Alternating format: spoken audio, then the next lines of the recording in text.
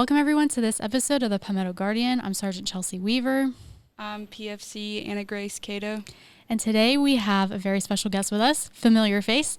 We're going to talk about some really important things. So I'll let you go ahead and introduce yourself to everybody. Awesome. Thank you again for having me. For those of you who don't know me, my name is Lisa Mustard. I'm a licensed marriage and family therapist. I work for the Guard. I help soldiers and families, oh my gosh, with all kinds of everything, it seems like these days, from deployment-related issues to parenting issues to emotional health issues, redeployment, anything in there is fair game for what I do. So I'm excited to be here and grateful for the invitation to come back and share with you guys some information today. So thanks for having me. Yes, we really appreciate you coming in. So we're just going to jump right in. The topic of discussion today that we're going to be diving into is anxiety. Yes, so anxiety. That's a huge thing. It is. So let's just go right in. Yeah, and it's funny because when you and I first said, what do you want to talk about? And I was like, anxiety would be a great topic. I didn't realize like how broad really that can be. So since you and I first spoke about it, I've been kind of, thinking about my day-to-day and how I help soldiers and families with anxiety, and then my own struggles with anxiety. Because to be honest, anxiety is a spectrum. We all have it, depending on so many factors. So what we're going to talk about today is going to be just the basic, like anxious thoughts, anxious feelings that kind of hit you, out of nowhere, probably all the way up to PTSD. So for those of you listening or watching, this is educational information only. Please do not take it as to be substitute for any mental health counseling you're getting right now, wherever that might be. We're just kind of talking for educational purposes. So I definitely want to say that first. So don't stop what you're doing and, Lisa said on a podcast that, I don't have to worry about it. If you are in care with somebody, keep going. This is just one of those topics that a lot of people struggle with and deal with, and it's normal. I mean, anxiety is I'm going to say it again, it's very normal to have anxious thoughts and anxious feelings. Coming here for this podcast, I get a little anxious. But the fact that I've done it a couple times and I know how this is usually how it plays out, I kind of can talk myself down as to what this is going to be like. But I'm going to throw it back on you guys. Tell me a little bit about... do you experience anxiety? And you don't have to go into detail by any means, but does it come up for you? Is it something that, you feel? Oh, definitely. Yeah.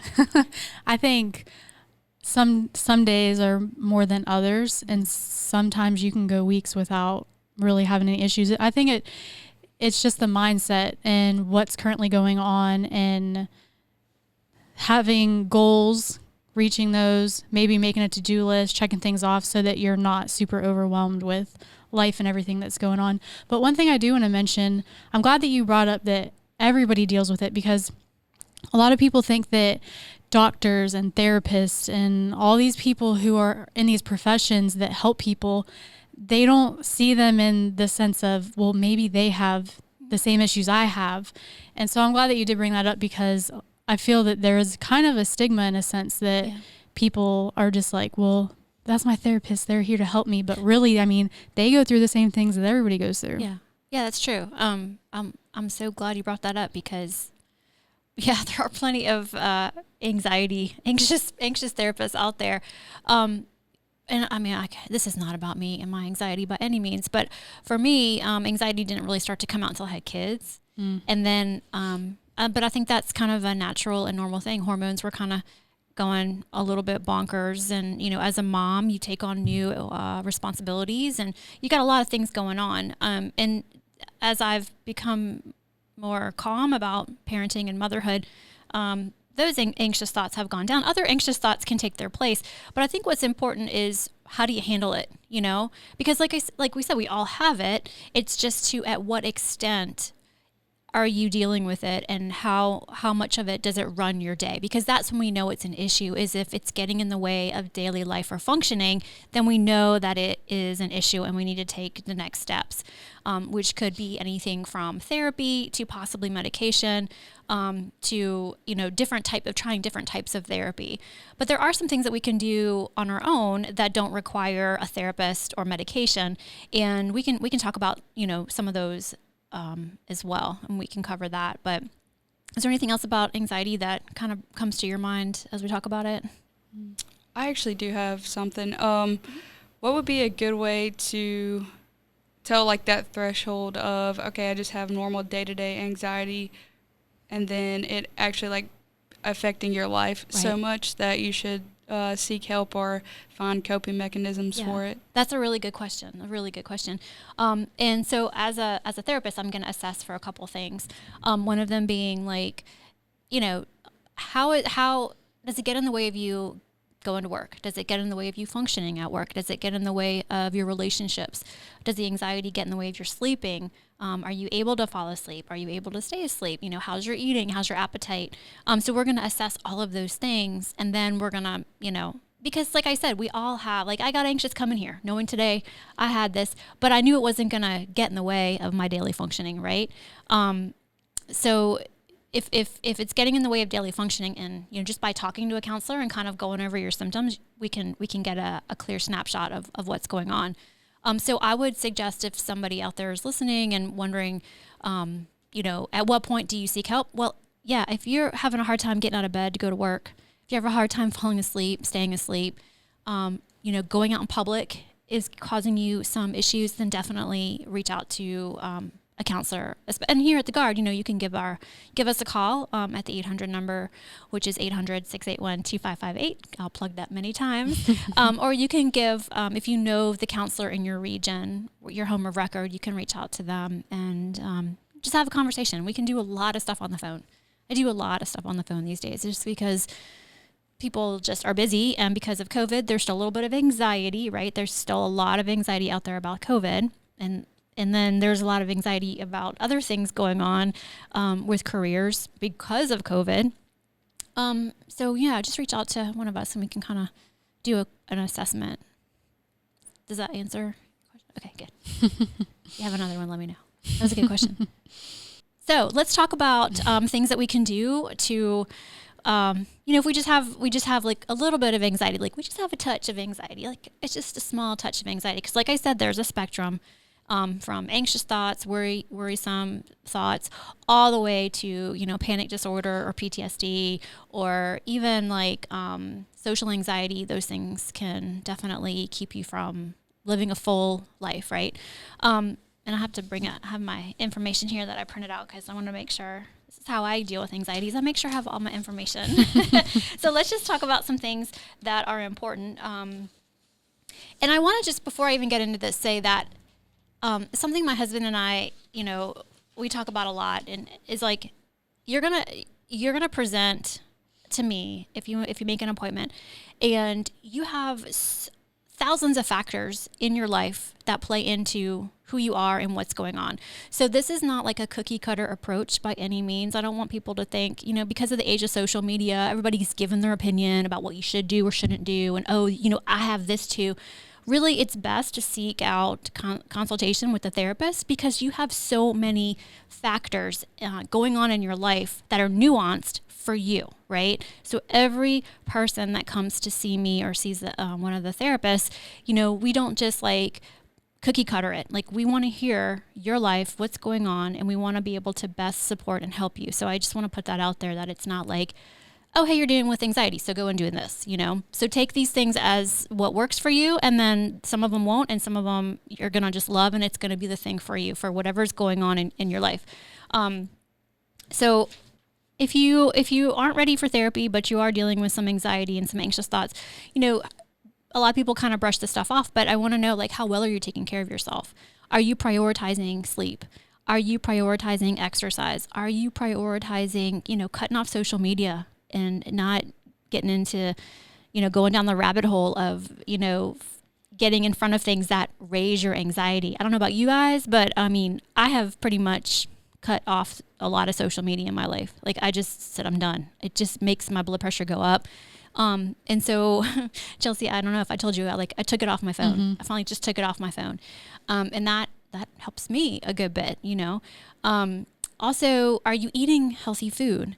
Are you hanging around with people who lift you up?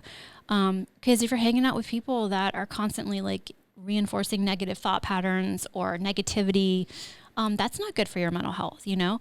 And let's talk about how much alcohol you're taking in, because alcohol is a depressant, and sometimes depression and anxiety are like, they're like best friends. They hold hands and they skip down the street with each other and they love on each other. And if you're not feeling anxiety, sometimes you might feel depression. So that's important too. If you're feeling depression and anxiety, then definitely seek help. Okay. Definitely give us a call. I'm a true believer. Do you find meditation to be helpful? Guided imagery, just sitting in silence. Are you even able to do that? So you have to look at all the different things that can bring you peace. Journaling can be a wonderful thing, but I want to go back to like sleeping, eating, exercise, who you're hanging around with. Those are probably going to be, I think, the most important. So those are some things that you can focus on to help with bringing down those feelings of anxiety, and setting boundaries for yourself and saying no to things that don't serve you. Now, that can be hard in the jobs that, we have here working for the military. It can be hard because, you don't get to say no a lot, but at the same time, you can set up your schedule to work for you, not against you. God love some of the soldiers around here, but I see them at lunch going to eat, fried food every day and drinking a lot of caffeine, and then they come and they're like, I just don't feel good. And I'm like, really? Is it because you just ate Bojangles 6 days in a row and you drank 5, Red Bulls or Red Monsters or whatever? So you have to look at like how you're taking care of yourself, and look at, I'm just going on now. Like you just set me off, and look at your relationships. Is your relationship with your significant other causing you anxiety? And there's no shame if you are answering yes to any of these things. It's just know that you have to become a detective of your own mind and of your own self-care and of your own health. It's important because the last thing we want in the Guard is for this to go unnoticed by you, but yet everybody around you is like, something's up with, Sergeant Weaver, like what's going on? So if your commander comes to you and says, I'm worried about you, then you might be kind of voluntold that you have to talk to one of us, which is fine. We'll work with anybody who wants to come talk to us. But I think it's important that you keep a finger on your own behaviors and thoughts and feelings, and because you're responsible for those. At the end of the day, I'm responsible for all of that when it comes to my emotional health. Wow, I feel like I just like fire hosed you guys. You're like, especially Catoe. She's like, I don't know what we just walked into. What do you think? Y'all tell me what you think about that. Definitely, like, I think one of my questions that I was thinking about is, and I think we've talked about it multiple times, how do you, when it gets to that point of somebody coming to you and saying that there's a problem, how do you approach somebody, or not approach somebody? How can you be more self-aware of yourself? Because there's a lot of people who don't want to admit that they need help, or they don't want to, because of that stigma of just everything. Like, how would you go about that if you're in a position where you're feeling off, you don't want to admit that something might be wrong, you don't know if you should seek help, or people are, like you said, asking if you're okay or what's going on because you're just acting different. How would you go about that? Oh gosh, like that's a big question. What came to mind was, have y'all seen Good Will Hunting? Mm-mm. Oh Lord. I just totally dated myself. Go watch Good Will Hunting with Matt Damon and Robin Williams. It's an excellent movie. And that's kind of a lot of the story is Matt Damon he's this kid, South Boston, I think, and he's super, super smart, but he's got all this pent up stuff, and he just lashes out on people, and he's kind of forced to go talk to a therapist. And it's just about how Robin Williams, his therapist, kind of, how he works with him. And at first, Matt Damon's like, I don't have a problem. It's everybody else in this world. Well, thankfully, he's kind of being forced to go until he can kind of get this under wraps, because they're like, you can't continue in our program until you work this out. And so that's a really good question. I think a lot of people, they know that they have stuff going on, but they've been dealing with it for so long that it's just part of their character kind of, or their personality at this point. And it's like, but my guess is they're having issues with relationships. They're obviously having some issues at work. You know, there's stuff getting in the way of them being able to maybe promote, or why is it that somebody in front of me or somebody the same rank is moving further ahead and I've been here just as long or longer. I mean, there's could be some clues. It's just that sometimes it's a lot easier to say it's everybody else's fault but my own. But the common denominator is going to be that person. So how do you give a person self-awareness that that's a problem? You really can't. They have to want it. And they have to kind of hit a bottom with it. So the bottom could be a commander coming to them and saying, look, you know, like we have to do something about this, because we can't allow this to fester. We can't allow you to continue to act this way for X, Y, and Z reason. And then they might be like, well, I don't have a problem. And it's like, no, I'm saying you do have a problem. And so like they're kind of like, it could be a command directed, you know, evaluation. That seems to be pretty rare though, that's it. I mean, there are a lot of people out there, trust me, who have no self-awareness and they're going to like, it's everybody else. And, you know, what's going to happen to those people? Well, I don't know, but you know, they're out there. Usually they do hit some type of breaking point, like a bottom where there's an action that needs to be taken because there is maybe, like something happens on the job, you know, there's usually something that kind of says, you know, you need to do something. For other people, it's their spouse or their girlfriend might say like, I'm done with you. I don't want to be in a relationship with you anymore. You've got to change. This is too much. Like, I don't like this anymore.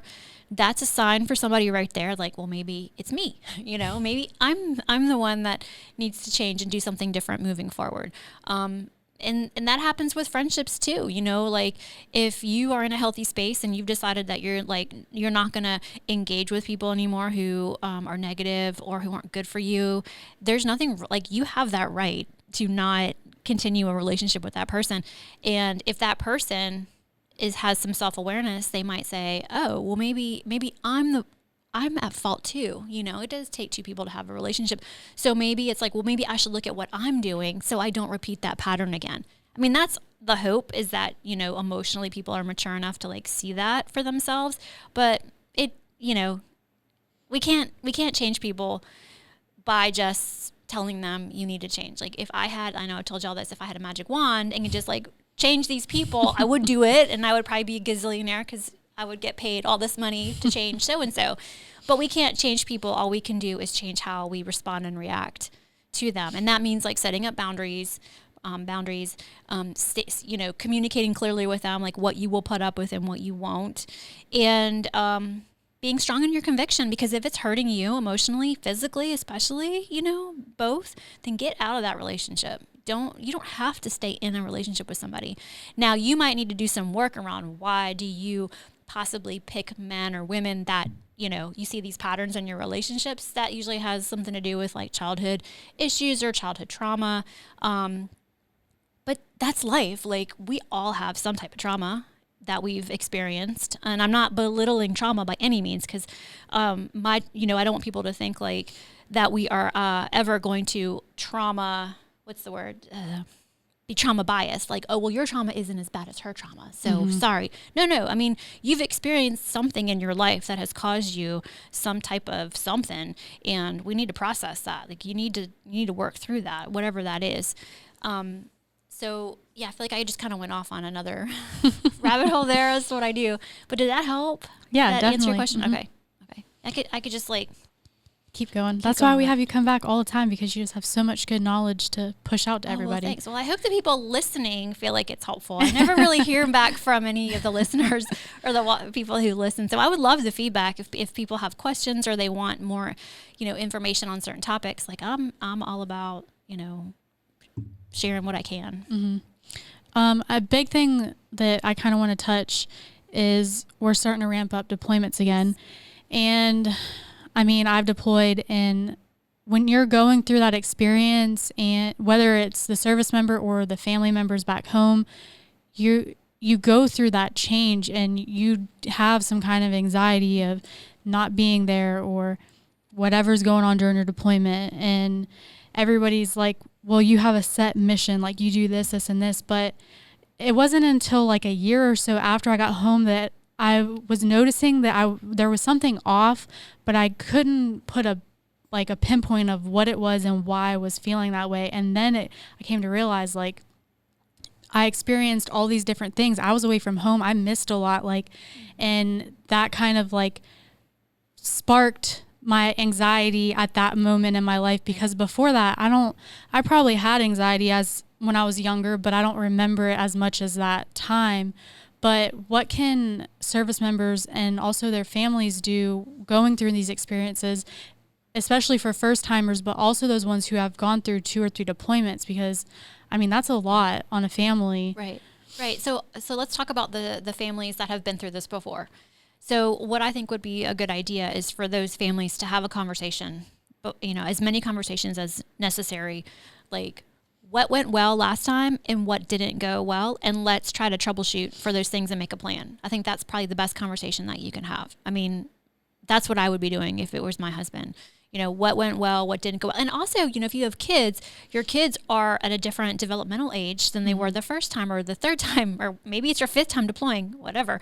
Because that is possible. Mm-hmm. Like it's your kids are at different ages and stages. So have that conversation with your kids too. Even if they were 3 years old the last time you deployed, say, what do you remember about mommy or daddy being gone? And because they could be 7 or 8 now, and maybe they don't have a whole lot, but they say, oh, I remember when, you got me that special teddy bear at Build-A-Bear. Like, I remember that was, and oh, okay. Well, so, you're starting to have conversations about what was helpful, what was soothing, what was, helpful for your spouse, wife or husband, what was helpful for them, and start to kind of game plan, what do you want to do this time, and how are you going to make those memories, so you don't feel like you're missing out on all kinds of stuff, because you are going to miss out. You're going to miss out on dances and sports events and graduations. I mean, chances are you're going to miss those things. So start to plan for those things now. How are you going to still be a part of it, and how do you want to be a part of it? Because you might want one thing and then your spouse might want another. So have that conversation, like, please have that conversation because it's thoughtful. First of all, it's very thoughtful. It's very reassuring to the spouse, and it's thoughtful, reassuring, and it's helpful for you as the soldier deploying. Like, you have to think about your own needs too. I know right now you're thinking about your family, you're thinking about what do they need, but what do you need? Because you're right, you don't want to come back and a year later be so upset with yourself that, you didn't put something in place to record your son's first JV baseball game or something, and I'm not saying it's got to be that, but, really, really think about it and talk to your spouse about what makes your family run so well, and what is it that you love about your family, and how can we keep this going, and how can we stay connected on both sides of the world, I guess. And okay, so for those that are, this is your first time, a lot of what I just said, you can have that conversation too. Find out what your hopes are with your family or your significant other. Like, what are the hopes? What do you think the challenges are going to be? What are your fears? And make a plan. Like, what are the resources that you're going to have in place, so when the soldier leaves, that spouse or significant other or family member or dog or whatever has the resources that he or she or it needs while you're gone. So I think that's really important. So having those conversations, and if you have to have some tough conversations before you go, have those tough conversations before you go, because really, I've been here, I'm just going to say I've been here like, I don't know, doing what I do for like 10, 11 years. And I've seen stuff happen on deployment that was really stressful for families, because they didn't have that conversation before he or she left. And then when they were gone, stuff comes up, and next thing we know, it's a lot. It's hard, and it takes your mind off of your mission. It takes your commander, his attention, her attention away from what they need to be doing. And then as for your unit, it can be distracting as well. And I'm not saying you can't have troubles, you can't have issues while you're deployed, but don't just sweep things under the rug. And then, because you're going to come home, you're going to go right back into that relationship or whatever. And, it can be stressful. So for some folks, they have plenty of time to get all this stuff out there and conversations happening and out on the table. I'm thinking that's probably I don't know if anybody's leaving like next week. I'm not sure what the deployment cycle is right now, but, the sooner you can have these conversations, I think the better to start planning for them. And then also know what resources the Guard has for your family members.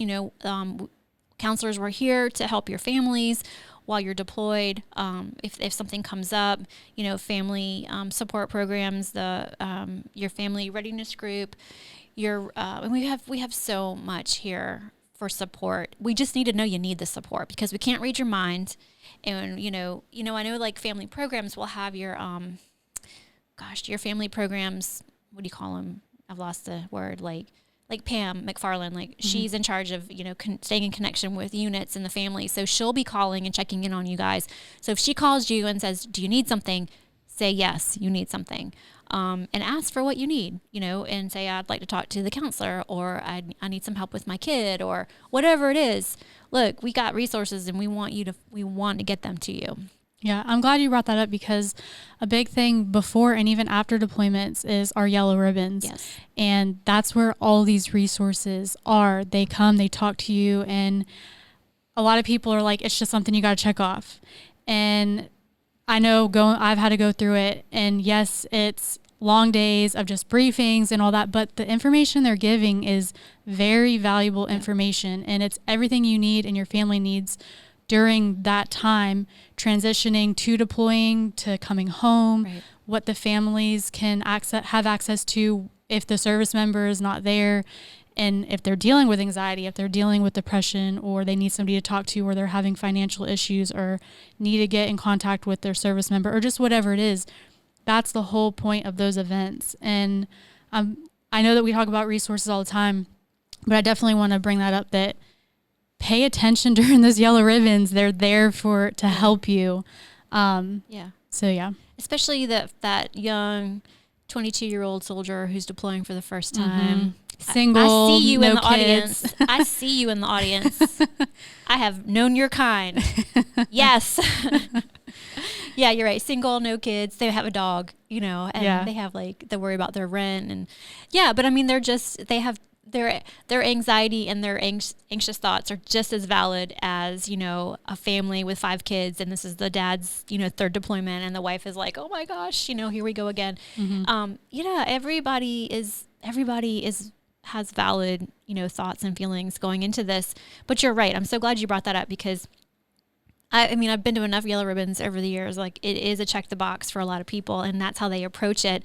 And I kind of like to have fun with it. And, when I'm doing the briefing, like, I know you guys are just checking the box, and that's okay, but write down this number, before, put it in your phone and then text it to your wife, or your mom or whoever, because you might need this number and you don't want to be, over in country, not knowing how to support your mom or your whatever in the moment. So, and luckily, if we have spouses there, they're writing down that number too. But it is something that you don't really think you're going to need because in the moment you're fine, but you just never know. And it's good to have those resources for sure. So I know we've talked about a lot. We talked about deployments, anxiety, resources, all that fun stuff. Is there anything else that you would like to add before we kind of close out? Yeah. So let's just go over some of the resources that are out there because I think you can never hear it enough. So first and foremost, you can always access one of the behavioral health counselors through 800-681-2558. How that works, let me just tell everybody how it works because people have anxiety about how it works. You call that number and you leave us a message, and the only people that hear that message are us counselors. And then whoever is on call will call you back. It usually takes 10 minutes for us to call you back. Sometimes it takes a little bit longer depending on technology because it's, we have glitches, but that's how that works. You can also find us directly. You can ask your, depending on where you are, you can ask your family programs. If you at drill, they can give you our direct number. You can give us a call. If you live in, let's just say you live in Rock Hill.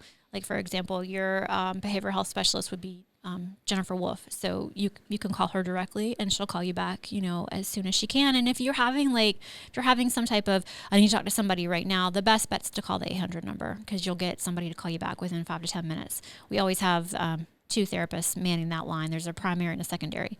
So those are great resources. If you have been deployed and you you have the vet center as an option. Now the vet center is fabulous. That's more like life issues, it's what we call non-medical. So it's not like the VA where you're going to go and you're going to get prescriptions, or you're going to, the vet center is more like marriage problems, some PTSD,